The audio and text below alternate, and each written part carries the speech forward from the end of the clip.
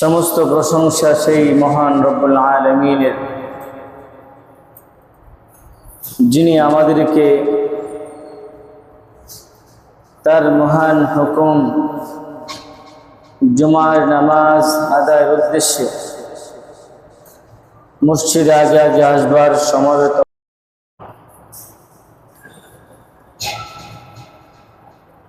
সাইয়্যিদুনা ইব্রাহিম আলাইহিস সালাম, এটি একটি দীপ্তিমান বা ঈমান দীপ্ত একটি নাম।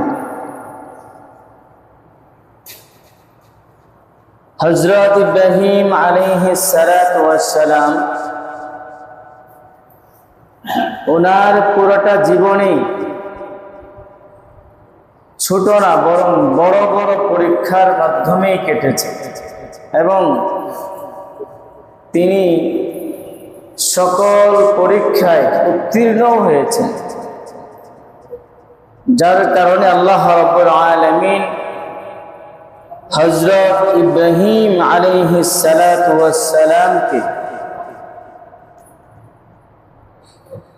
মুসলিম জাতির পিতা হিসেবে স্বীকৃতি দিয়েছেন, সুবহানাল্লাহ, এবং সকল মুসলমানদের ইমাম হিসেবে স্বীকৃতি দিয়েছেন, সুবহানাল্লাহ। হযরত ইব্রাহিম আলাইহিস সালাতু ওয়াস সালাম আল্লাহ তাআলার মাধ্যমে বিভিন্ন রকমের পরীক্ষা দিতে হয়েছে।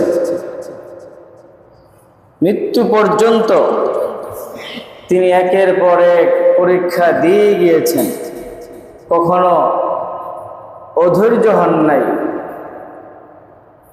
কখনো বিরক্ত হন নাই।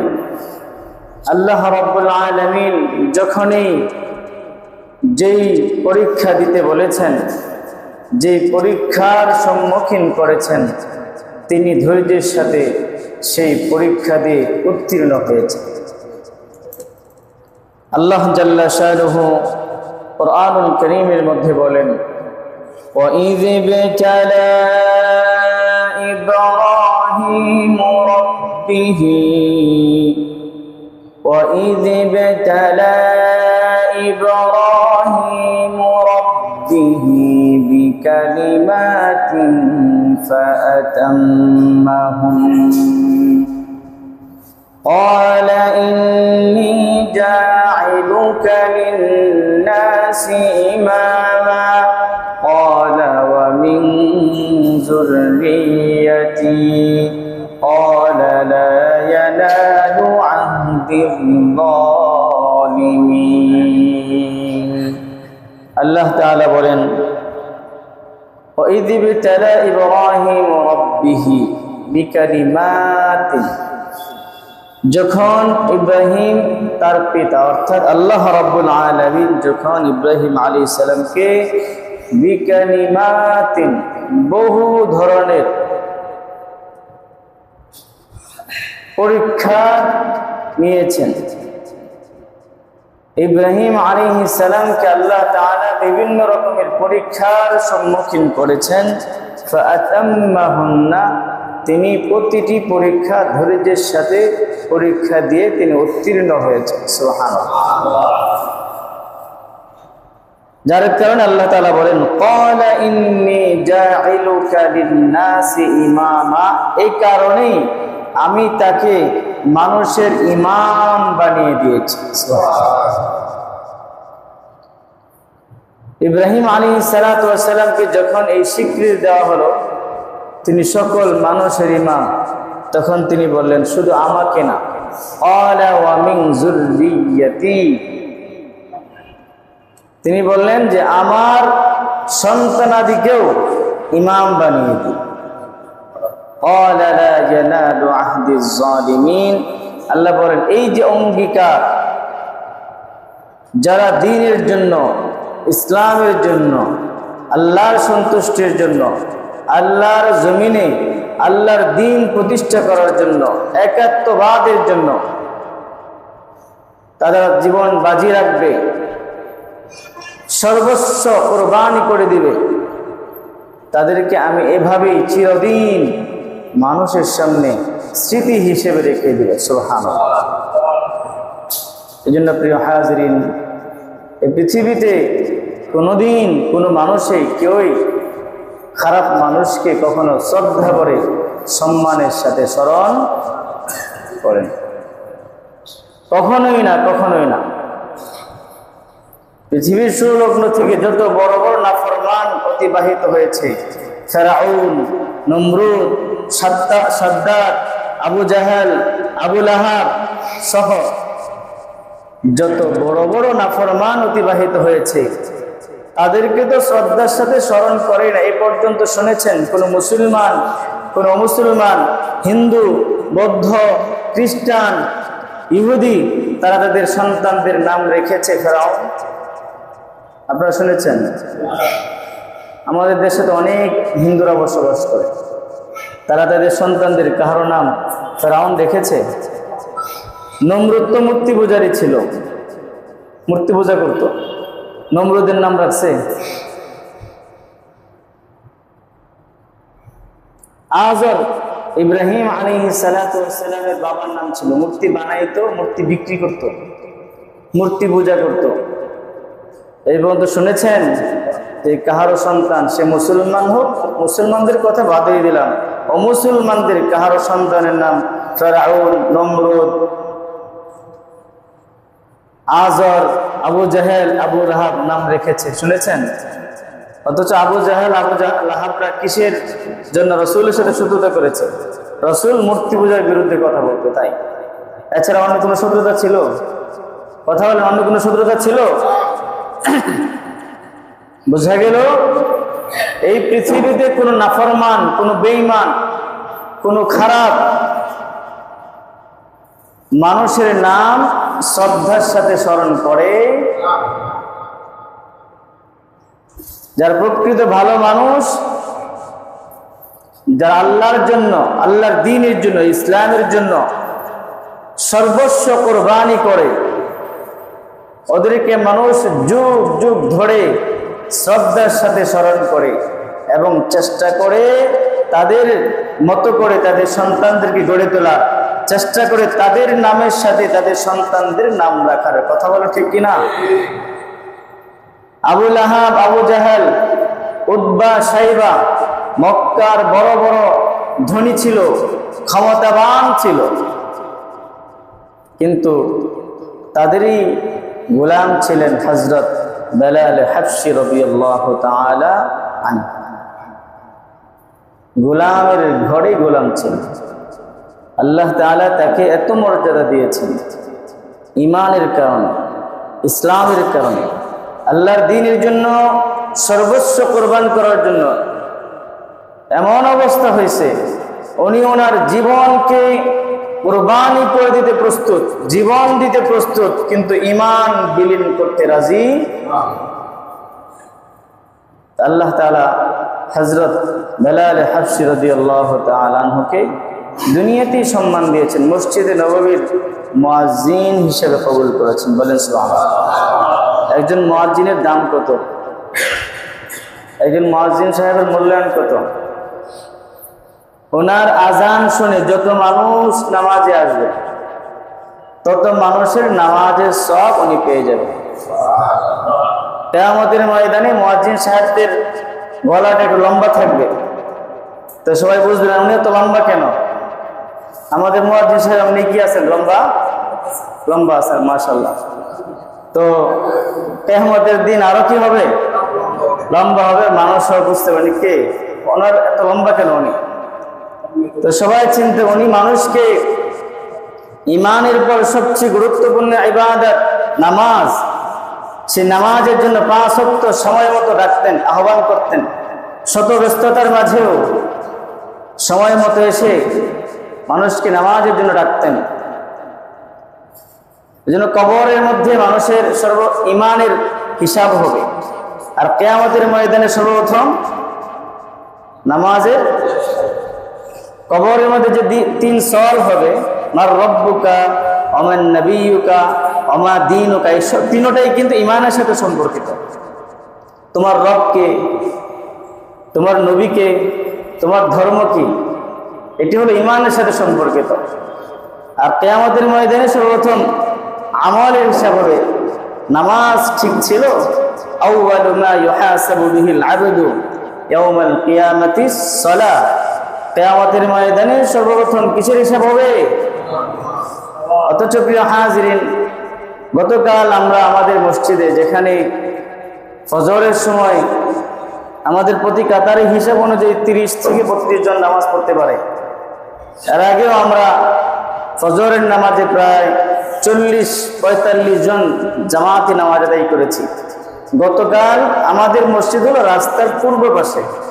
গতকাল ফজরের সময় রাস্তার পশ্চিম পাশে, যেখানে কাদা টাদা কত কিছু পেরিয়ে আসতে হয়, রাস্তার পশ্চিম পাশের মানুষ 8 জন মুসল্লি ছিল। এর মধ্যে 6 জনই হলো রাস্তার পশ্চিম পাশে, আর 2 জন হলো রাস্তার পূর্ব পাশে। মসজিদ কোন পাশে? রাস্তার পূর্ব পাশে। কথা বুঝেন নাই? তাও রাস্তার পূর্ব পাশের যে 2 জন ছিল, তার মধ্যে একজন ছিলেন মুয়াজ্জিন সাহেব, আমার আরেক ভাই ছিল আনোয়ার ভাই। সেদিন শাহ আলম ভাই ছিলেন না, সফরে ছিলেন। বাকি আমরা 6 জন ছিলাম রাস্তার পশ্চিম পাশে। হাদিসের মধ্যে রাসূল বলেছেন, আউয়ালু মা ইউহাসাবু বিহিল আবদু ইয়াউমাল কিয়ামাতিস সালাহ। স্বাভাবিকভাবেই যাদের ফজরের নামাজ জামাতের সাথে হয়, তার বাকি নামাজগুলো জামাতের সাথে হয়। রাসূল সাল্লাল্লাহু আলাইহি ওয়াসাল্লাম বলেছেন, কেউ যদি ফজরের নামাজ জামাতের সাথে সময় মতো আদায় করে, আল্লাহ তাআলা তার সারা দিনের জিম্মাদারি নিয়ে নেন। তো আমরা বিপদ মুক্ত থাকতে চাই, পেরেশানি মুক্ত থাকতে চাই, ভালো থাকতে চাই, শান্তিতে থাকতে চাই, আয় রোজগারে বরকত চাই।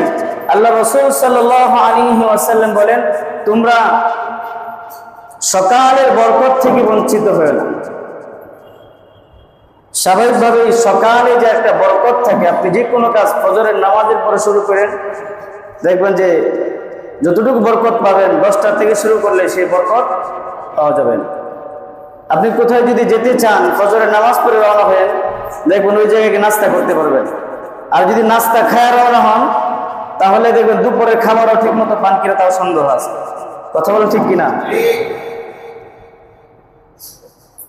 এই জন্য প্রিয় হাজিরিন,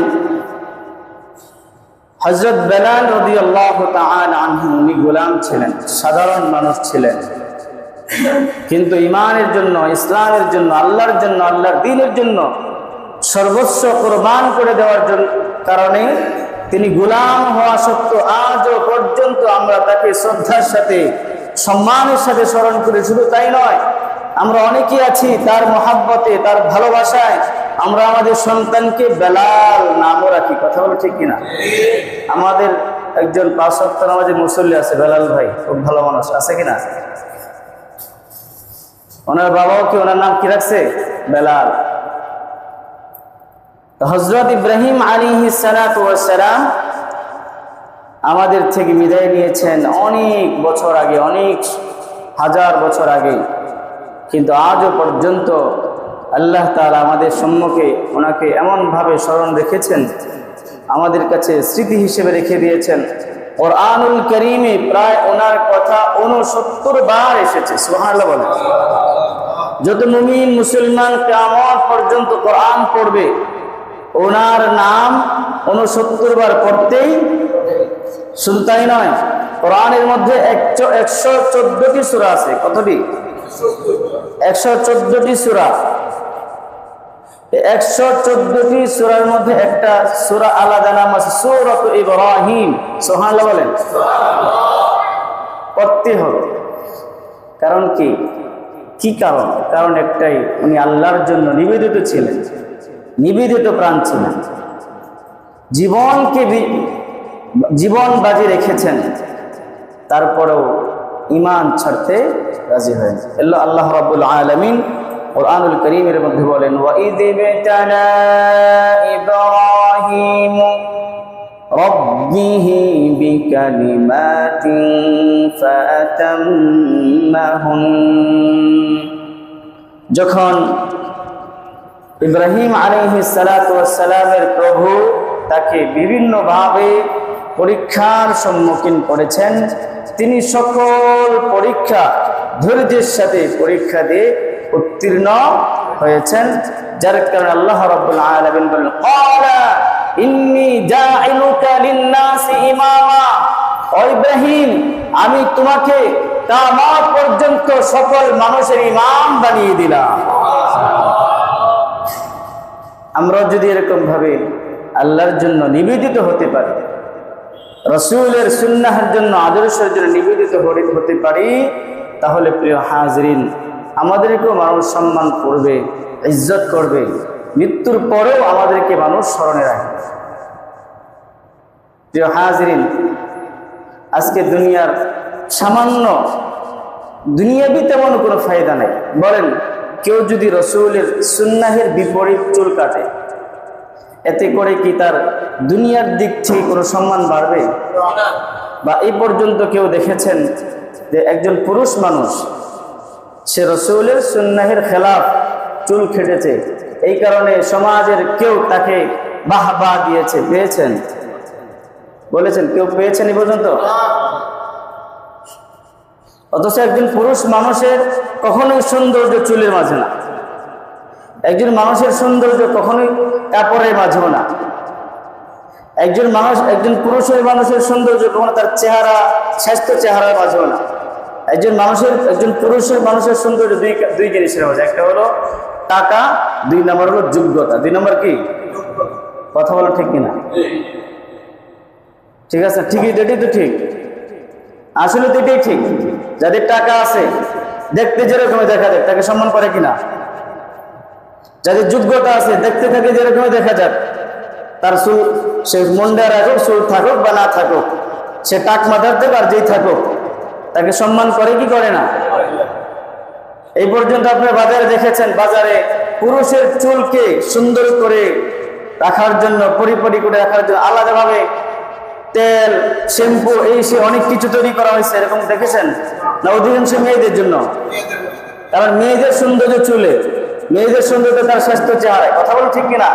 মেয়েদের সৌন্দর্য তার কাপড় চোপড়। এই জন্য বাজারে গেলে দেখবেন কার জিনিসপত্র বেশি? কাদের? মেয়েদের। পুরুষের সৌন্দর্য হচ্ছে তার টাকা পয়সা, সে হালাল ভাবে যত টাকা পয়সা ইনকাম করবে, মানুষ তার থেকে সেবা পাবে, হাজার হাজার মানুষ তাকে সম্মান করবে। পুরুষের কাজ হলো তার যোগ্যতা দিয়ে হাজার হাজার মানুষকে সঠিক দিশা দিবে, সঠিক জিনিস বুঝাবে, বুদ্ধি দিবে, এতে করে তার সম্মান বাড়বে। কিন্তু একজন পুরুষ মানুষ, সে যদি তার একটা চুল নিয়ে গবেষণা করতে হবে, চুল এইভাবে কাটতে হবে, ওইভাবে কাটতে হবে, এই করতে হবে, সেই কাটতে হবে, দাড়িকে এইভাবে কাটতে হবে, ওই করতে হবে, সেই করতে হবে, এটা নিয়ে যদি সে ব্যস্ত থাকে, তাহলে তার জীবনের সফলতা কোথায় পাবে? এই জন্য প্রিয় হাজরিন, আমাদের জীবন যদি আল্লাহর জন্য, আল্লাহ রাসূলের জন্য নিবেদিত হয়, সম্মান দেওয়ার মালিককে, ইজ্জত দেওয়ার মালিককে।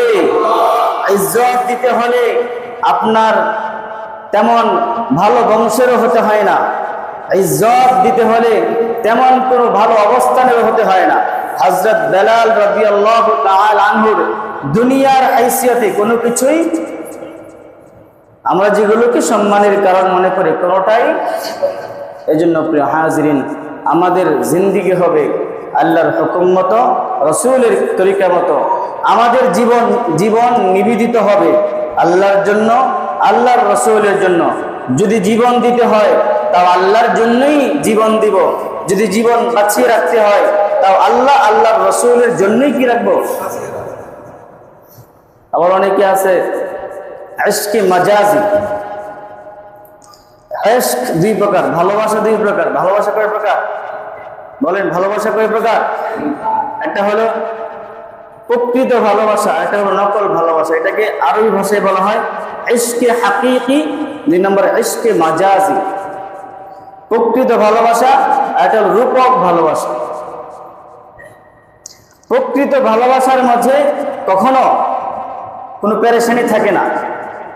যেরকম সন্তান তার মা বাবাকে ভালোবাসে, মা বাবা তার সন্তানকে ভালোবাসে, স্বামী স্ত্রী একে অপরকে ভালোবাসে, এই ভালোবাসার মাঝে কোনো কিছুর কি নাই, সমস্যা, কোনো পেরেশানি নাই। কিন্তু ভালোবাসা যদি হয় অবৈধ, ভালোবাসা যদি হয় অন্যায় হারাম সম্পর্ক, তখন শুধু মনের মধ্যে অস্থিরতা কাজ করে, ভয় কাজ করে, দুর্বলতা কাজ করে। কথা বলা ঠিক কিনা? তাই প্রিয় হাজরিন, আমাদের জীবন যদি দিতে হয় আল্লাহর জন্যই, যদি জীবন বাঁচিয়ে রাখতে হয় সেটাও আল্লাহ আল্লাহ রাসূলের জন্যই। যদি এরকমই হয় তাহলে আমি মরে যাব, আমি চিরদিন বেঁচে থাকবো না, কেউ বাঁচতেও পারবে না। সে সুখে থাকুক আর দুঃখে থাকুক, সে শান্তিতে থাকুক অশান্তিতে থাকুক। কেউ 10 তলা ফাউন্ডেশন করে মাত্র বাড়ি কাজটা শুরু করেছে, কোটি কোটি টাকা খরচ করেছে, তাকেও কিন্তু এই বাড়ি ছেড়ে চলে যেতে হবে। কেউ আবার বস্তিতে কোনোভাবে জীবন যাপন করে শুধু এই আশায় আছে কোন দিন দুনিয়া থেকে বিদায় নিব, সে ব্যক্তিকেও মরতে। তো আমরা তো মারাই যাব, কিন্তু মরে যাওয়ার পরেও আল্লাহ রাব্বুল আলামিন যাদেরকে স্মরণে রাখবেন, মানুষ তাদেরকে স্মরণ করবে। সেটা হলো যারা এই পৃথিবীর মালিক, যিনি এই পৃথিবীর মালিক, যিনি এই পৃথিবীর স্রষ্টা, যিনি আমাদেরকে বানিয়েছেন, সেই মালিককে কেউ যদি সন্তুষ্ট করে যেতে পারে, সেই মালিক নিবেদিত ছিলেন। এই জন্য বিভিন্নভাবে তিনি পরীক্ষার সম্মুখীন হয়েছেন। 1 নম্বর যে পরীক্ষার সম্মুখীন তিনি হয়েছেন সেটা হলো হযরত ইব্রাহিম আলাইহিস সালাতু ওয়াস সালামের বাবা ছিলেন মূর্তি পূজারী। শুধু মূর্তি পূজারী নয়, মূর্তি বানাতেন, মূর্তি বিক্রিও করতেন। সাথে সাথে তিনি যেই সমাজে জন্মগ্রহণ করেছিলেন সেই সমাজও ছিল মূর্তি পূজারী। সেই দেশের বাদশাও ছিল কি সর্বদিক থেকেই কঠিন পরীক্ষার সম্মুখীন তিনি ছিলেন। ইব্রাহিম আলাইহিস সালাতু ওয়াস সালামের জন্মের পূর্বেই জ্যোতিষীরা, গণকরা তারা গবেষণা করে চিন্তা করে সরকারকে জানালো যে আপনার এই দেশে এমন এক সন্তান জন্মগ্রহণ করবে যে সে আপনার সব কিছু ধ্বংস করে দিবে। তো কোনো বেঈমান, কোনো কাফের, কোনো জালিম কোনো সময় তার ক্ষমতা ছাড়তে, সব মারতে রাজি কিন্তু তার ক্ষমতা ছাড়তে, কিন্তু এই জন্য কি ক্ষমতা টিকিয়ে রাখতে পারবে? বলেন পারবে? কারণ গত জুমায় আলোচনার ফাঁকে একটা কথা রয়ে গেছিল, সেটা হলো এক সাহাবী তার এক অধীনস্থ ও শ্রমিকদের আলোচনা করতে গিয়ে, শ্রমিকদের হক অধিকার আলোচনা করতে গিয়ে একটা কথা রয়ে গেছিল। এক সাহাবী তার এক কর্মচারীকে আঘাত করতে যাবে, মারতে যাবে বা শাসন করতে যাবে, এমনিতেই আরেকজন বলল, এই তোমার চেয়েও কিন্তু বড় শক্তিশালী একজন আছেন, তিনি কে? তো এই কথা বলার সাথে সাথে তিনি সরে গেলেন। হ্যাঁ, আমি যদি তার উপর জুলুম করি, আমার উপর আর কে আছে? অনেক বড় শক্তিশালী একজন। এই জন্য কোনো জালিম, কোনো অত্যাচারী সে যদি মনে করে তার ক্ষমতা টিকিয়ে রাখতে, তার সবকিছু ঠিক রাখতে, তাহলে সে চাইলেই পারবে? আল্লাহ বলেন, ওয়ালা তাহসাবান্নাল্লাহা গাফিলান আম্মা ইয়ামালুজ জালিমুন। আল্লাহ তাআলা কোন জালিমের ব্যাপারে গাফিল নয়। কোথায়, কোন জায়গায়, কার সাথে জুলুম হচ্ছে, অত্যাচার হচ্ছে, কার হক নষ্ট করা হচ্ছে, কার অধিকার নষ্ট করা হচ্ছে, কাকে কিভাবে ক্ষতি করা হচ্ছে, কাকে কোথায় কিভাবে কষ্ট দেওয়া হচ্ছে, সব জানেন কে? আল্লাহ তাআলা। হযরত ইব্রাহিম আলাইহিস সালাতু ওয়াস সালাম পৃথিবীতে আসার আগেই জ্যোতিষীরা, গণকরা সরকারকে জানালো যে আপনার দেশে এমন এক সন্তান জন্মগ্রহণ করবে যে সে আপনার ক্ষমতা শেষ করে দিবে, ক্ষমতা ধ্বংস করে দিবে। এই ভয়ে সে আইন জারি করলো, দেশে কোনো ছেলে সন্তান জন্মগ্রহণ করলে সাথে সাথে কি হত্যা। কিন্তু আল্লাহ রাব্বুল আলামিন তো হলেন ইন্নাল্লাহা আলা কুল্লি শাইইন কাদির। হযরত ইব্রাহিম আলাইহিস সালাতু ওয়াস সালামকে এমন এক বাবার ঘরে জন্ম দিয়েছেন, যেই বাবাই ছিল নমরুদের সবচেয়ে বিশ্বস্ত কর্মী, বিশ্বস্ত ব্যক্তি। তো অনেক সময় দেখা যায় আপনার আপন মানুষ হলে, কাছের মানুষ হলে অনেক সময় কি দেওয়া হয়? ছাড় দেওয়া হয়। আবার এটা তো নমরুদ কখনোই ভাবে নাই যে আজর সে হলো মূর্তি বানায়, মূর্তি বিক্রি করে, মূর্তির জন্য সে নিবেদিত, মূর্তি ছাড়া সে কিছু বোঝে না। তার ছেলে কখনো নবী হবে? তার ছেলে কখনো আমার বিরোধী হবে? এটা কখনো হতে, কারণ বাপকা বেটা সিপাহী কা ঘোড়া কুছ না হো তো থোড়া থোড়া, স্বাভাবিকভাবেই বাবা যেরকম হয় সন্তানটা কি, এটাই স্বাভাবিক, এটাই সাধারণ নিয়ম। বাকি আল্লাহ রাব্বুল আলামিনের নিয়ম হলো দুইটা, একটা হলো আদত, একটা হলো কুদরত। আদত একটা কি, ভালো মানুষের ঘরে ভালো মানুষই ভালো সন্তানই জন্ম নেবে, এটা হলো আল্লাহ তাআলা আদত, অভ্যাস। বাকি কখনো কখনো একটা কথা বলে গোবরে পদ্ম ফুল ফোটে, এটাও হয় মাঝে মাঝে, এটা আল্লাহ তাআলার কুদরত। এটা কি, এটা স্বাভাবিক নিয়ম না, মাঝে মাঝে উল্টাটাও হয়। এরকমই হযরত ইব্রাহিম আলাইহিস সালাতু ওয়াস সালাম মূর্তি পূজারী বাবার ঘরে কি করেছেন, জন্ম। নমরুদ কখনোই ভাবে নাই যেই আজর মূর্তির জন্য নিবেদিত, মূর্তি ছাড়া কিছু বোঝে না, শিরিক ছাড়া কিছু বোঝে না, তার ছেলে এরকম বড় ইমানদার হয়ে গড়ে উঠবে, কখনোই সে, যার কারণে ইব্রাহিম আলাইহিস সালাতু ওয়াস সালামকে কি করেন, হত্যা। আসলে এই ফয়সালা কে করে রেখেছেন, আল্লাহ রাব্বুল আলামিন। হযরত মুসা আলাইহিস সালাতু ওয়াস সালামের সময় ফিরআউনকে এরকম ভাবে গণকরা, জ্যোতিষীরা কল্পনা করে, চিন্তা ভাবনা করে জানাইছে যে এমন একজন সন্তান জন্মগ্রহণ করবে, আসবে, যে নাকি আপনার ক্ষমতাকে ধ্বংস করে দিবে। সেও একই আইন জারি করেছে। আল্লাহ রাব্বুল আলামিন সব ফয়সালা করে রাখছেন, মায়েরে বুঝাইছেন, ইলহাম করে দিয়েছেন। তিনি তার সন্তানকে সাগরে, নদীতে কি করে দিয়েছেন, ভাসায় দিয়েছেন। আবার এই সন্তানকে একবার ওই নমরুদের, ফেরাউনের রাজপ্রাসাদের সম্মুখে উপস্থিত তার স্ত্রী আসিয়াকে দিয়া তাকে লালন পালন করেছেন। বলেন সুবহানাল্লাহ। তুমি যাকে ধ্বংস করতে চাও, তুমি যাকে ক্ষতি করতে চাও, তোমাকে দিই আল্লাহ রাব্বুল আলামিন লালন পালন। শুধু লালন পালন নয়, হযরত মুসা আলাইহিস সালাতু ওয়াস সালাম শিশু বাচ্চা, স্বাভাবিকভাবেই ঘরের স্ত্রীরা স্বামীদেরকে যা বলে 98% মানার চেষ্টা করে, না মানলে তো কি আছে, সমস্যা আছে না। ঘরে শান্তি তো কি বাহিরেও শান্তি, ঘরে যদি অশান্তি থাকে বাহিরে গিয়ে কোনো কাজে কি থাকে না, শান্তি থাকে না। হযরত আসিয়া উনি যখন তার স্বামীকে বললো বারবার, তো সন্তানের দুধ পান কে করাবে, এই জন্য অনেক সময় ইন্টারভিউ হচ্ছে, এক এক নারী আসে, কিন্তু উনি তো নবী, দেখা যায় যার তার দুধ পান করতে চায় না। সর্বশেষ হযরত মুসা আলাইহিস সালাতু ওয়াস সালামের মাকে আনা হয়েছে, তিনি তার দুধ পান করেছেন। উনি ওনার মাকেও কাছে পেয়েছেন, সাথে সাথে ওনার ফ্যামিলির ভরণ পোষণের দায়িত্ব ফেরাউন নিয়েছেন। বলেন সুবহানাল্লাহ। সন্তানের ভরণ পোষণ ফেরাউন করেছে। শুধু তাই নয়, মুসা আলাইহিস সালাতু ওয়াস সালামের পরিবারের ভরণ পোষণ কি করেছে, ফেরাউন। উনি হলেন রব্বুল আলামিন। ইন্নাল্লাহা আলা কুল্লি শাইইন কাদির, সর্বময় ক্ষমতার মালিক কে, আল্লাহ। এজন্য রাসূল বলেছেন, রাদিতু বিল্লাহি রাব্বা ওয়া বিল ইসলামি দীনা ওয়া বিমুহাম্মাদিন নাবিয়্যান মুহাম্মদ সাল্লাল্লাহু আলাইহি ওয়াসাল্লাম। আমি এই পৃথিবীর মালিক, স্রষ্টা, মহান রব্বুল আলামিনকে প্রভু পেয়ে সন্তুষ্ট। বলেন সুবহানাল্লাহ।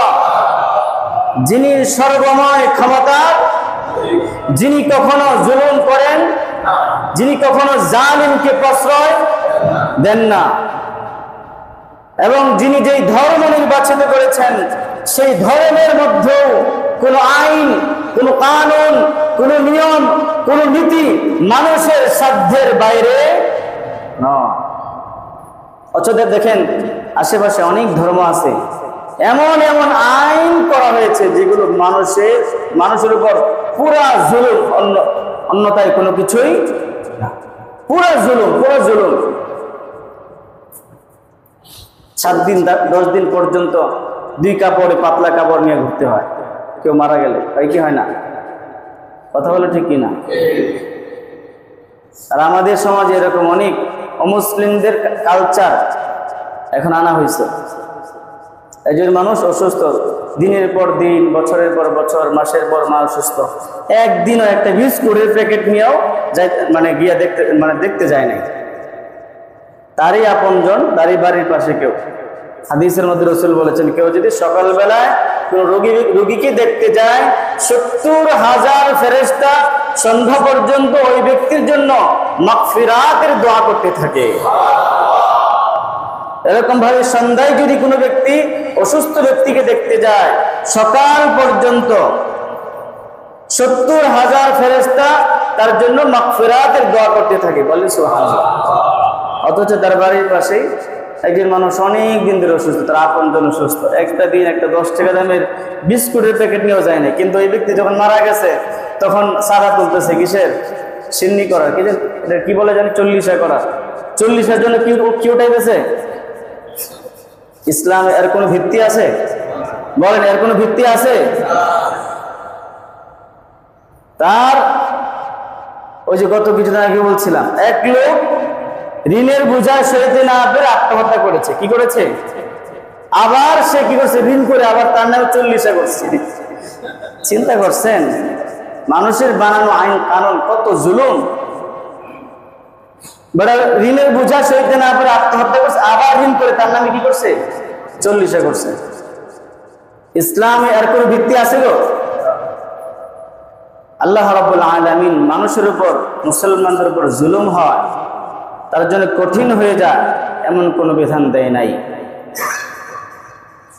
মানুষ যেটা পারে না সেটা আল্লাহ তাআলা বলে নাই। এই জন্য বলছে উজরের কোনো মাসআলা, বলেন উজরের কোনো মাসআলা নাই। যার উজর আছে, যার সমস্যা আছে, তার কোনো মাসআলা নাই। এটা হলো ইসলাম। এটাই কি ইসলাম।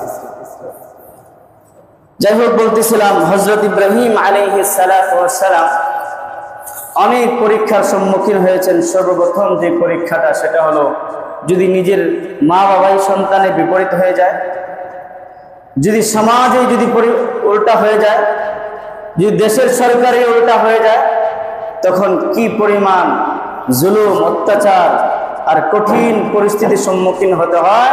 এর একটা উদাহরণ হলো, মনে করেন আমাদের সমাজের কোনো অমুসলিম যদি ইসলাম গ্রহণ করে,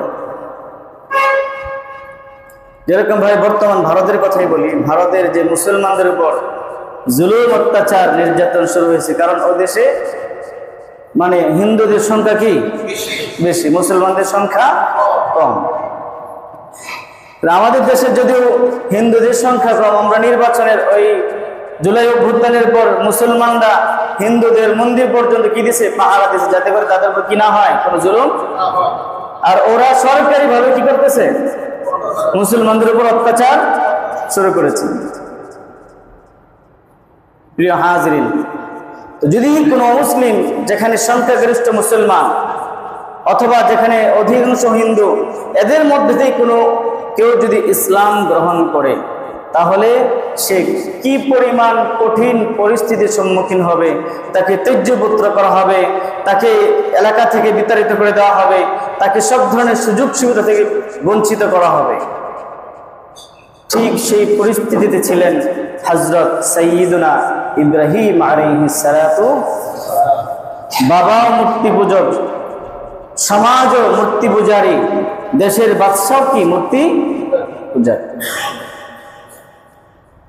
আল্লাহ রাব্বুল আলামিন হযরত ইব্রাহিম আলাইহিস সালামকে তার ক্ষমতা বলে কুদরতি ভাবে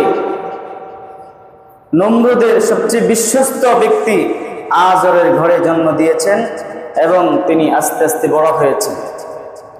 তো তিনি বড় হচ্ছেন আর সমাজের বিভিন্ন অবস্থা পর্যবেক্ষণ করতেছেন, কিন্তু কোনোটাই তার কাছে কি লাগে না? ভালো লাগে না। বাবাই মূর্তি বানায়, বাবার কাছে, বাবার সাথে তর্কে যায়। কখনো কি মানুষ খোদা বানাতে পারে? খোদাই না মানুষ বানাবে, খোদাই না কিছু বানাবে, তাহলে মানুষ আবার কি বানায়? এটা তো যুক্তির দিক থেকেও মানায় যায় না। মানুষ কি কখনো খোদা বানাতে পারে? নাকি খোদাই মানুষ বানাবে? ইব্রাহিম আলাইহিস সালাতু ওয়াস সালাম দেখতেন তার বাবা খোদা বানায়। কি বানায়? ক্ষুধা বানায় আবার বিক্রি করে। ক্ষুধা আবার কি হয়? আল্লাহু আকবার। ক্ষুধা আবার কি হয়? বিক্রি হয়। আবার এই ক্ষুধা কিনে নিয়ে এই ক্ষুধার সামনে আবার কি মাথাও নত করে। তো একদিন তার বাবাকে হযরত ইব্রাহিম আলাইহিস সালাতু ওয়াস সালাম বলেন, ওয়া ইয ক্বালা ইব্রাহিমু লিআবিহি আযারা আতাত্তাখিযু আসনামান আলিহা ইন্নী আরাকা ওয়া কওমাকা ফী দালালিম মুবিন। একদিন সাহস করে ইব্রাহিম আলাইহিস সালাতু ওয়াস সালাম তার বাবাকে বলেই ফেললেন, আতাত্তাখিযু আসনামান আলিহা, আপনি কি মূর্তিকে ইলাহ মনে করেন, খোদা মনে করেন? আরে আপনি তো দেখি ইন্নী আরাকা ওয়া কওমাকা ফী দালালিম মুবিন, আপনি আপনার পুরো জাতি যদি কি ভ্রষ্টতায় আছেন। বাবাকে হযরত ইব্রাহিম আলাইহিস সালাতু ওয়াস সালাম বললেন। আবার আরেকবার বললেন, ইয ক্বালা লিআবিহি লিমা তা'বুদু মা লা ইয়ানফা'ু ওয়া লা ইউবসিরু ওয়া লা ইউগনি আনকা শাইআ, আপনি কি এই মূর্তিকে খোদা মনে করেন যে নাকি কোনো কিছু শুনেও না, দেখেও না, খাইতেও পারে না, হ্যাঁ, পানও করতে পারে না, উপকারও করতে পারে না, ক্ষতিও করতে পারে না, তাকেই কি আপনি খোদা মনে করেন? তো বাবাই তো মনে করেন একবারে গোড়ামি, একবারে তার মাঝে মানে শিরিক এমন পর্যায়ে চলে গেছে, শিরিকের মধ্যে সেটা ছাড়তে সে কখনোই।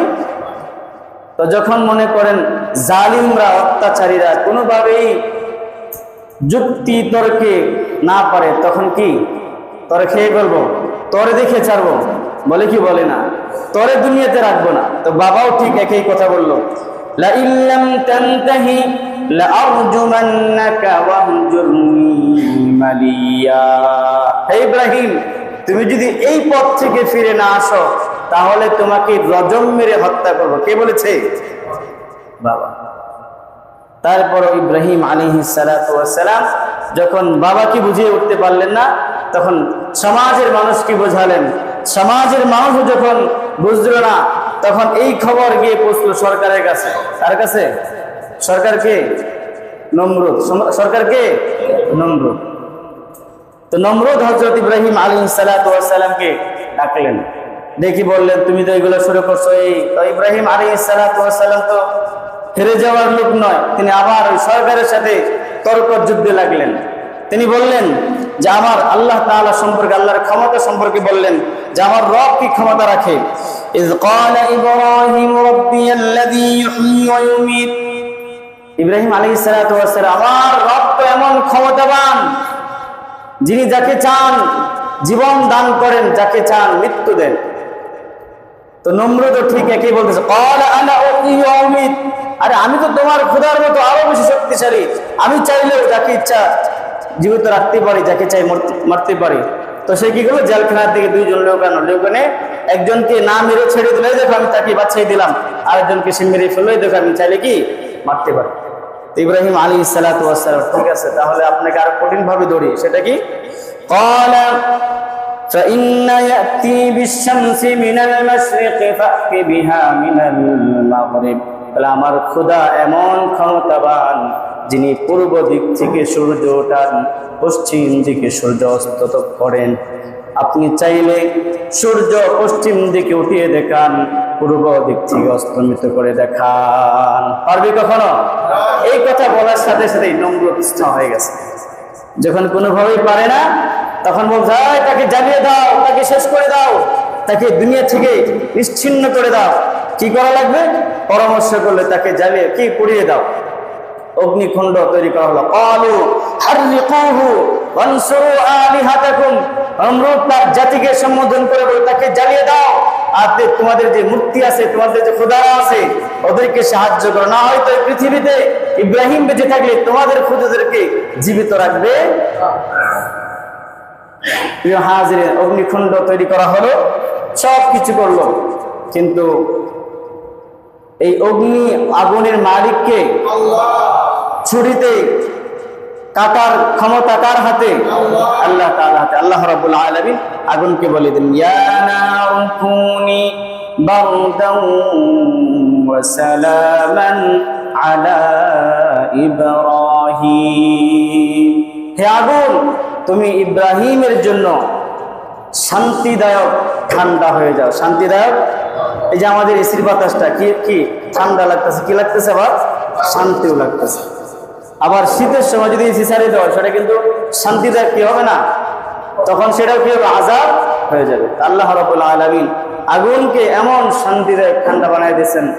হাদিসের ব্যাখ্যায় এসেছে, ইতিহাসের মধ্যে এসেছে, হযরত ইব্রাহিম আলাইহিস সালাম যে 40 দিন অগ্নিকুণ্ডে ছিলেন, জীবনের এই 40টা দিনই উনি সবচেয়ে বেশি শান্তিতে ছিলেন। বলেন সুবহানাল্লাহ।